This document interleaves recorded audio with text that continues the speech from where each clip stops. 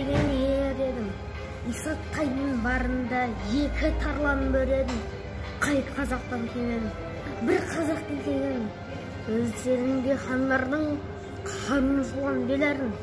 Атандай даусына ағартып, лауазымын көкке шақыртып, сұлтанның суға сұлатып, ханшасын қапқа аңды жылатып, ернен етте тесісіп, ертеңін кесісіп, жыраға басын сұрып, жылғадан қанына басын кессем деп едім.